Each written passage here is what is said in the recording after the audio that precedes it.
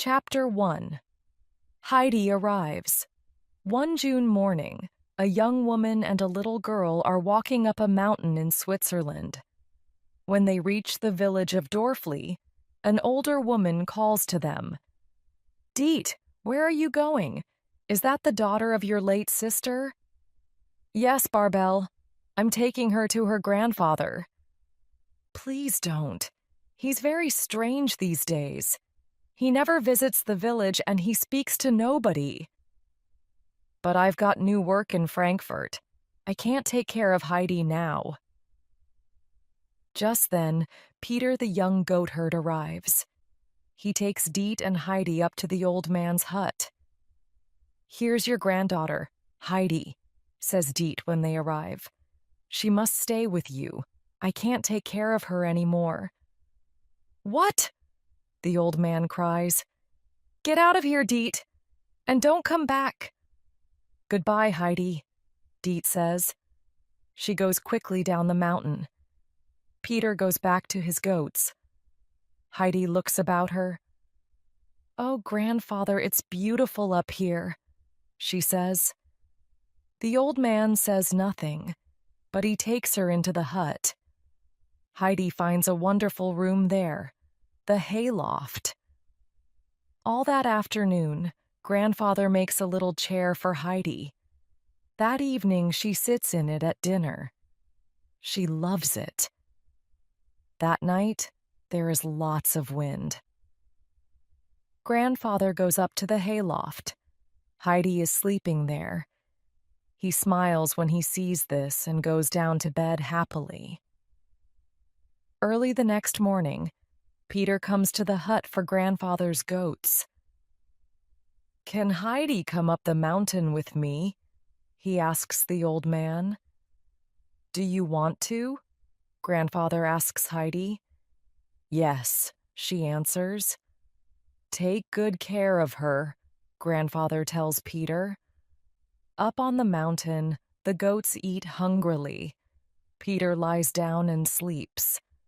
Heidi doesn't sleep. She looks at all the beautiful blue and yellow flowers. Later, Peter sits up.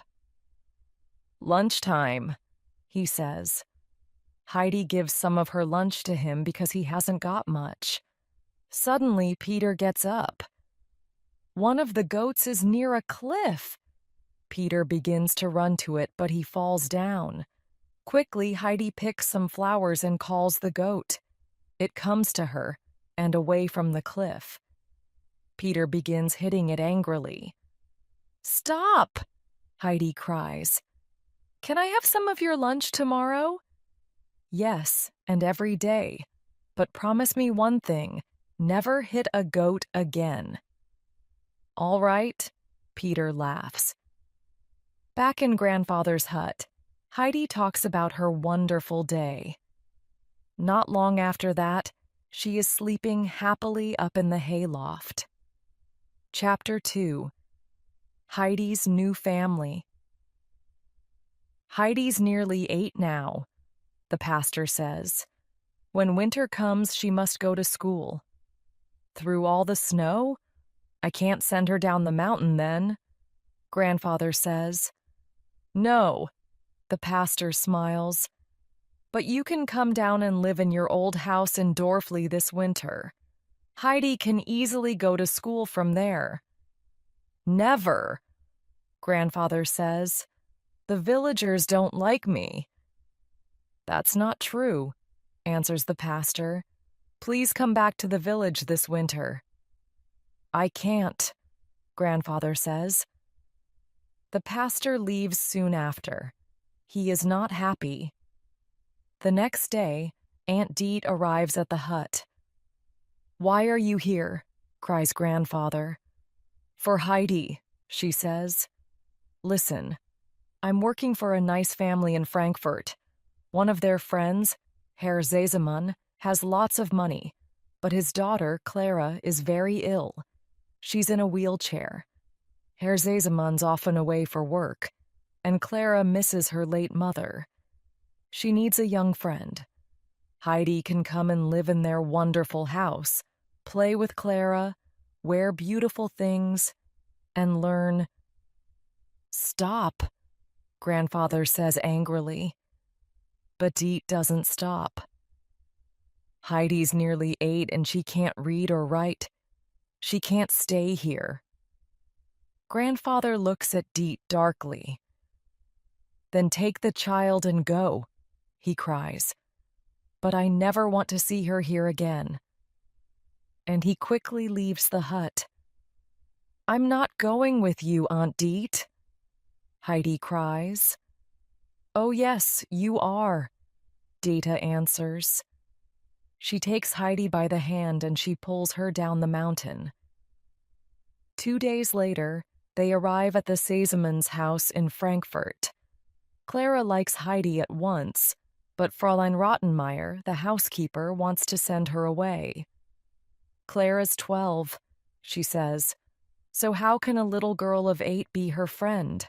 Take her away. But Aunt Deet says goodbye quickly, and Heidi stays. Heidi likes Clara a lot, but she misses her home in the mountains. From her window, she can only see houses. One day, she runs out into the streets of Frankfurt and looks for a tower. Perhaps from there she can see better.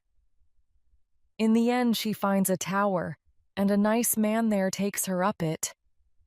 But what can she see when she looks across the town? More houses. In the end, she finds a tower, and a nice man there takes her up it. But what can she see when she looks across the town? More houses. Oh, she cries. Where are the mountains? The man says, there are no mountains here, but I've got some kittens in my room. Would you like some? Yes, please, Heidi cries. He gives 2 kittens to Heidi. She puts them in her pockets at once, and then walks quickly back to the Sesamans' house. When she arrives, Fräulein Rottenmeier is very angry. You must never leave the house again alone, you bad girl, she says. Suddenly, she hears a strange noise from Heidi. Meow! What's that? Cries Fräulein Rottenmeier. My kittens. Heidi smiles. She takes them out of her pockets. Chapter 3. Homesick. Answer me, girl. Where are you going? The housekeeper asks Heidi angrily. Home, Heidi answers. But this is your home now. Do you want to leave Clara here alone? No, Heidi says. But I must go to grandfather. I miss him, Peter, grandmother, the goats, and the mountains. I can't live without them. The housekeeper's face is very red now. You bad child, she cries. Go to your room this minute and never leave this house again. A day or 2 later, Clara calls Heidi to her room. My father's back home, she says happily, and he wants to speak to the 2 of us. Just then, Herr Sesaman comes in. He takes Clara in his arms. After that, he has a nice talk with her and Heidi. Then he smiles and leaves them. He goes to Fräulein Rottenmeier and tells her, You're wrong about Heidi. She's not a bad child. Clara likes her very much, and Heidi's good for my daughter, he says. But, Fräulein Rottenmeier begins, so don't tell me any more stories about the little Swiss girl. Do you understand? Herr Sesaman says. Yes, Herr Sesaman, Fräulein Rottenmeier answers.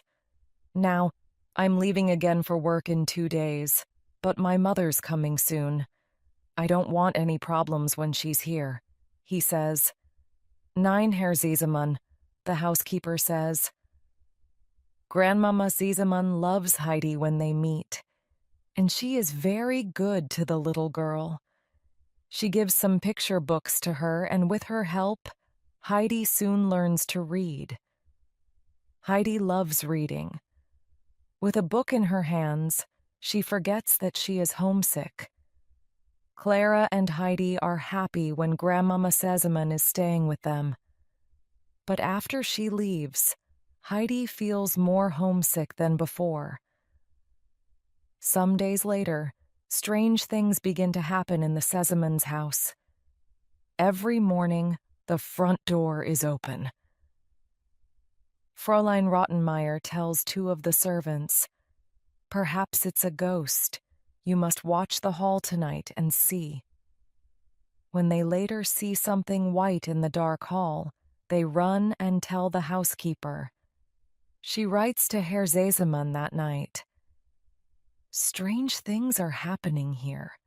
Please come home." Herr Sesamon arrives the next afternoon and speaks to the servants. They tell him about the white thing in the dark. After that, he has a long talk about ghosts with a doctor friend of his, Dr. Klassen. Late that night, they suddenly hear a noise in the hall. What is it? They go and look. There, by the open door, stands Heidi in her white nightdress.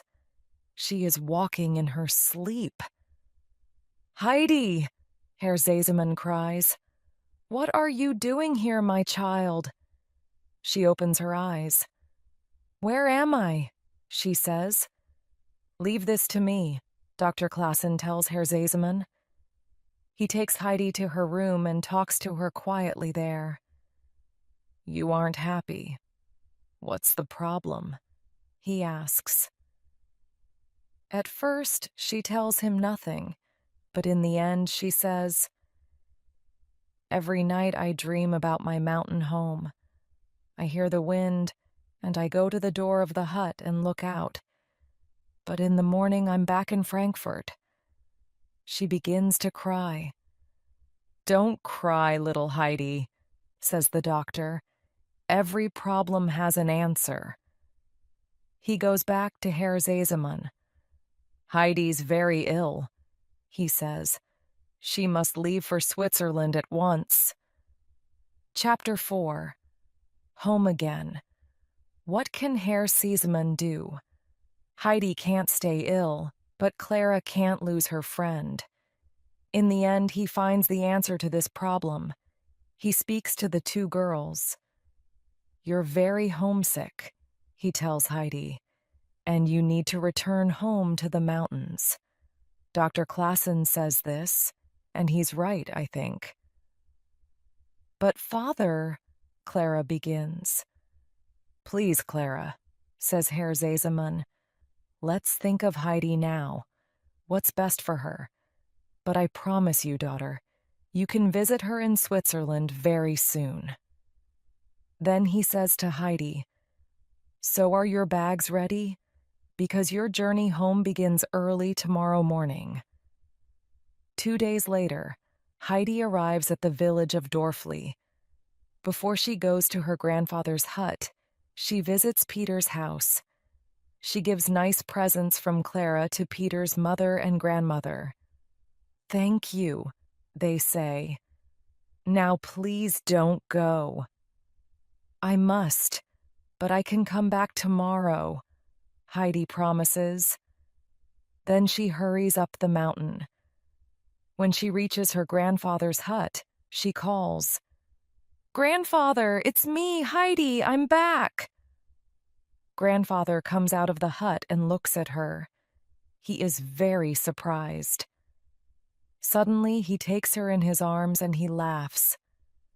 "Heidi, is it truly you?" he cries. The next day, Heidi goes and sees grandmother again. "Well, do you like living in Frankfurt?" the old woman asks. Heidi tells grandmother all about it. Suddenly, Heidi remembers something, and she laughs. "Oh, and I can read now," she says.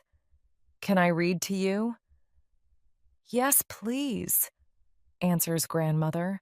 For the next hour, Heidi reads to her.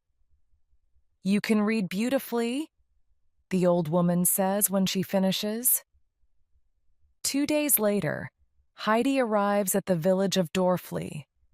Before she goes to her grandfather's hut, She visits Peter's house. She gives nice presents from Clara to Peter's mother and grandmother. "Thank you," they say. "Now please don't go." "I must, but I can come back tomorrow," Heidi promises. Then she hurries up the mountain. When she reaches her grandfather's hut, she calls, "Grandfather, it's me, Heidi. I'm back." Grandfather comes out of the hut and looks at her. He is very surprised. Suddenly, he takes her in his arms and he laughs. "Heidi, is it truly you?" he cries. The next day, Heidi goes and sees grandmother again. "Well, do you like living in Frankfurt?" the old woman asks. Heidi tells grandmother all about it. Suddenly, Heidi remembers something, and she laughs. "Oh, and I can read now," she says. "Can I read to you?" "Yes, please," answers grandmother. For the next hour, Heidi reads to her. "You can read beautifully," the old woman says when she finishes. Back at grandfather's hut, grandfather gives a big old book to Heidi and he says, "Read to me from this." She opens the book and reads a wonderful story to him. Once a young man leaves home and goes to a far town. At first he has lots of money and many friends there. Then he loses all his money and his friends, and he is alone and sad. In the end, he returns home with nothing. But his father isn't angry. "Here's something nice to wear and something good to eat," the old man says, because he feels happy to see his son again. When Heidi stops reading, grandfather is very quiet. The next morning, Sunday, he takes Heidi to church. The people there are very surprised when they see him arrive with his granddaughter. After they leave the church, grandfather goes to the pastor and says, "I'm coming to live in the village this winter. Heidi can go to school more easily from here." "Good," smiles the pastor. Back in Frankfurt, Clara asks Herr Sesemann every day, "Father, when can we visit Heidi?" He always answers, "Soon, daughter, very soon." But when he thinks about the long journey, he feels afraid. Is it a good idea for Clara to go? He thinks. In the end, he speaks to Dr. Klassen about it. "Doctor," he asks, "can Clara visit her friend Heidi in Switzerland this autumn?" The doctor answers sadly, "No, she can't. The journey is long and your daughter isn't very strong. You must be very careful with her. I know this story well. Remember last spring? I'm alone now because my young daughter is dead. But I can never forget her." Chapter 5. Dr. Klassen's Visit. When Herr Sesemann sees his old friend Dr. Klassen's sad face, suddenly he has an idea. "Would you like to go to Switzerland?" he says. "You can visit Heidi, and when you return to Frankfurt, you can answer my question truly. Can my daughter Clara make this journey?" "What a good idea," Dr. Klassen says. "Do you want to go?" asks Herr Sesemann. "Of course," laughs the doctor. Every morning that summer after Heidi's return, she goes up the mountain with Peter and his goats. Peter loves being with Heidi up on the mountain, but he doesn't tell her about this.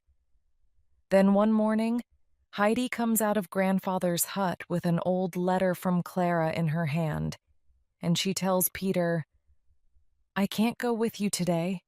I must stay here." "Why?" the goatherd asks. Heidi opens the letter and gives it to Peter. "Because it's nearly autumn and Clara and her grandmother are coming soon. I must be here to meet them, she says. But grandfather's here. They can wait for you in the hut with him, Peter says. No, Peter, Heidi says. Clara's my best friend. I must be here when she arrives. Peter is angry.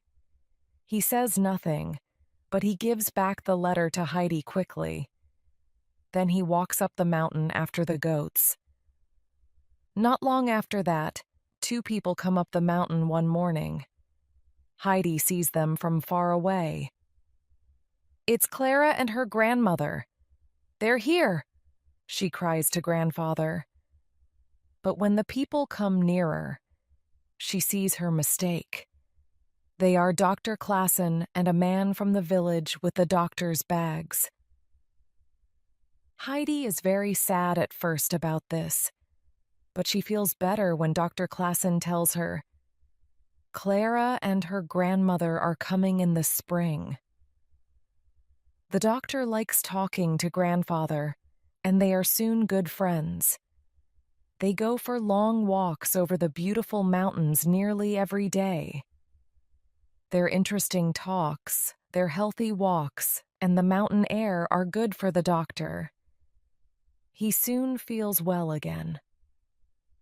When he returns to Frankfurt, he's a new man, a happier man. When winter comes, grandfather moves from his mountain hut down to his old house in Dorfli. Heidi goes to the village school. She likes learning there a lot, and she's a very good student. The winter that year is very bad, with lots of snow. So Peter can't go down the mountain to school every day. Of course, he isn't very sad about that. One day, after school, Heidi goes up the mountain to visit him and his grandmother. Their little house is very cold and dark, and grandmother isn't feeling well. But when Heidi reads to her, the old woman smiles. Do you want to read to grandmother too? Heidi asks Peter the next day at school. She'd like that, I know. But how can I? I can't read. You know that. Peter answers her angrily. You can learn to do it, I can teach you, Heidi says. And so every afternoon, Peter visits Heidi and she teaches him. She's a good teacher, and soon Peter can read nicely to his grandmother. This makes the old woman very happy. When the long, cold, dark winter finishes, spring comes to the mountain. Heidi feels more and more excited. Every day she waits and watches for Clara and her grandmother. When are they coming? She thinks. Chapter 6. You can walk. In the end, the big day arrives. Heidi sees some people far down the mountain. Slowly, they come nearer. Clara! Grandmama! Heidi cries, and she runs and meets them. Oh, Heidi, says Clara. Do you live here? It's beautiful. Hello there, Heidi, smiles Grandmama Sesamon, and she takes Heidi in her arms. When they reach the hut, grandfather is waiting for them. He says, hello, warmly. Soon he and Grandmama Sesamon are talking and laughing in front of the hut. After grandfather puts Clara in her wheelchair, Heidi takes her for a little walk. When they return, Clara can't stop talking about the beautiful mountains. Grandmother Sesamon smiles and says, I'm staying in a hotel in the nearest town, but would you like to stay here in the mountains with Heidi? Can I? Clara asks. Yes, says grandfather. You can, says Grandmama. Oh, good, cries Heidi excitedly. Clara loves her new home, and with the mountain air and healthy things to eat, she feels stronger every day. But not everybody is happy about that. Every morning, when Peter comes for grandfather's goats, he asks Heidi, "Are you coming up the mountain today?" Heidi always answers, "No.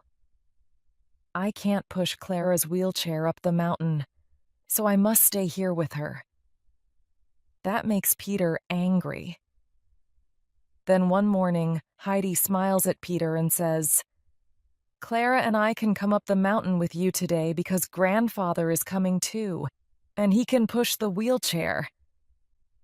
Peter says nothing, but when nobody is looking, he takes Clara's wheelchair and he pushes it over a cliff and runs away. "Where's my wheelchair?" cries Clara when grandfather carries her out of the hut. Grandfather and Heidi go and look for it everywhere, but they can't find it. "Oh no! Now I can't go up the mountain," says Clara. "Yes, you can," says grandfather quickly, and he carries her up. After he puts her down carefully in a meadow, he goes back down and looks once more for the wheelchair. In the end, he finds it down the cliff. "Peter!" he cries. At first, Clara is happy on the mountain, but then she sees some beautiful flowers far from her up the meadow. She feels sad because she can't walk over to them. Heidi's idea da Heidi. "I can carry you," says Heidi. "No, you can't. You need to be stronger for that," Clara says to her friend. "Wait, I've got an idea. Peter!" Heidi cries. Slowly, Peter comes to her. "What is it?" he says angrily. "I want to carry Clara to the flowers. Can you help me?" Heidi asks him. Clara stands, and Peter and Heidi take her arms. With their help, she moves slowly up the meadow. She is looking at the flowers.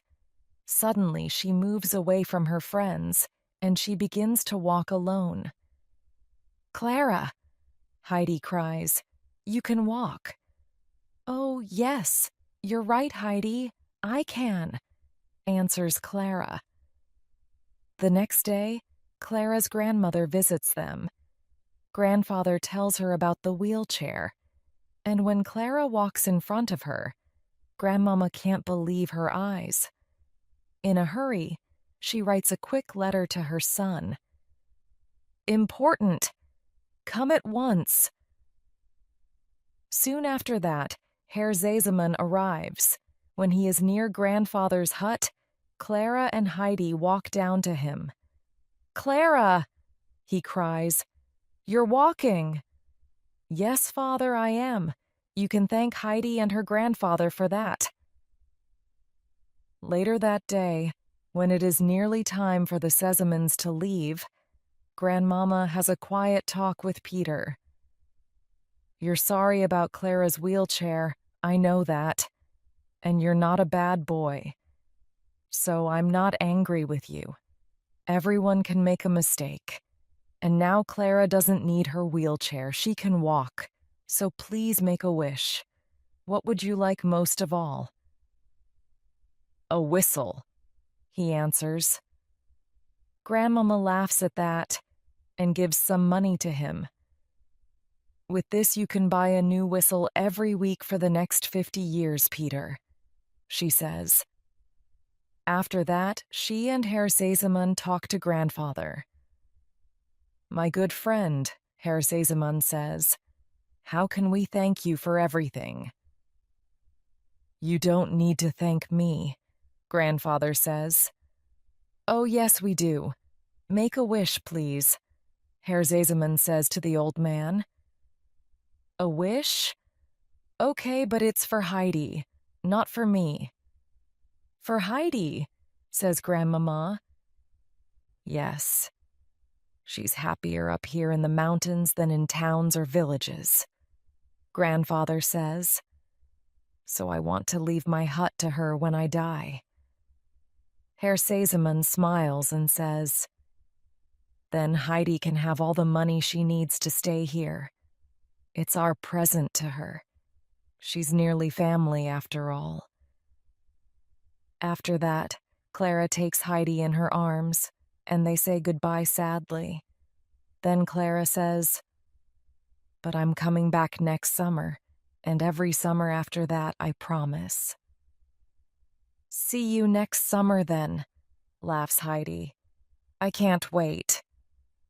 And not long after that, Herr Sesemann, Grandmama, and Clara begin the long journey home,